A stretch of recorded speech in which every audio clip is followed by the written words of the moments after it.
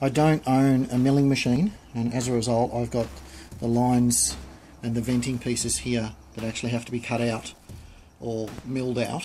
So what I'm left with having to do is basically drill a series of holes along the lines on where they should be, and then either chisel them out or drill them out and then get in there with a file and file them back to the squarer lines. These ones still need a little bit of tidying up. You can see it's a little rough around the edges there. So the idea as I do this is I drill a series of holes along. Depending on the type of surface you're working on, you could actually run along with a center punch and actually drill a center punch out a straight line and then drill out each hole accordingly. The way I'm doing it here is a little bit differently because the edge has already been roughed out by the casting. I simply start the drill at either end, so that I've got the holes lined up, and then fill the gaps in between, generally from the centre further out, so as to keep my line straight. When I start the drill, depending on the surface, this comes back to where sometimes you might want to centre punch it. With the Ally though, it's quite soft, so I can generally push fairly firmly with the head of the drill, and that's enough to actually start it. But depending on the alignment of the holes, you have to alter the pitch of the drill piece to actually make sure that the line itself is straight, but then the cut or the run of the holes is also straight.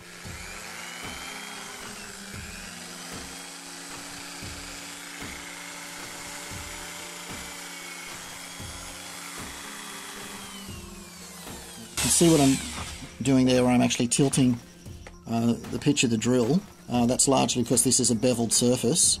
I'm starting it off what is 90 degrees to the bevel itself, and then standing it up so that the inlaid line is leveled to the body of the job.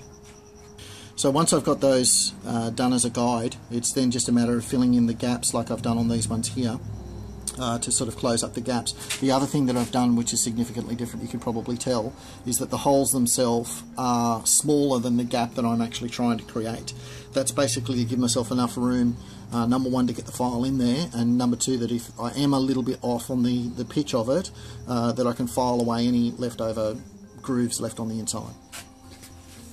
So once the holes are all drilled out in place, the next bit is the trickiest bit of all, where you want to mill out the leftover metal in between each hole. And the idea with that is essentially I've gone to a slightly larger drill piece.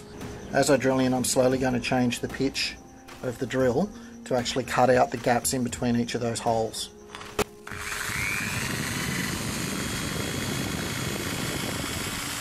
Now the one thing that's different with this is when I get to the last hole, I can rock in that direction, but I can't rock in the other direction. It would cut against the outside of the pattern, and I don't want to do that. So I don't mind if it does that on the inside where it's not going to be seen, but on the outside I want to keep it clean.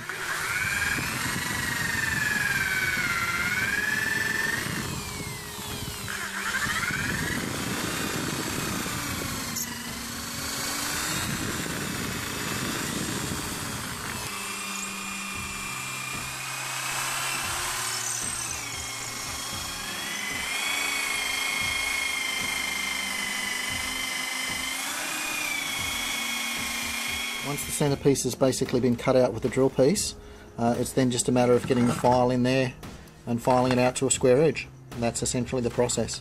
Time consuming, but it's worth it in the long run. So this is where I'm up to so far. I've done a bit more roughing on the barrel, I've added some flanges and done a little bit more alignment on the lower stock. The upper stock I've started, I've got a big bolt there holding everything in place whilst I work out the alignment.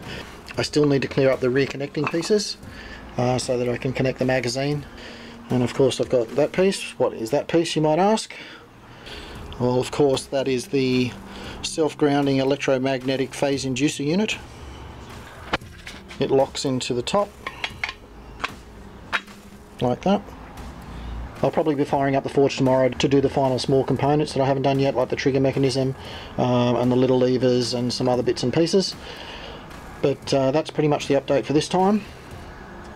I know you've been waiting for this next bit, so with no further ado, I've finished cleaning up the miniature version. It's polished up quite nicely. I've left some of the aspects of it a little rough from the sand casting. I think that actually suits the style of it quite well. I'll include the little stand that I've got created there. Will be sent out to the winner. And the winner is I'm not exactly sure how you pronounce it, but I'm saying that it's Zit-Zatar. So congratulations on that, and it'll be coming out to you shortly.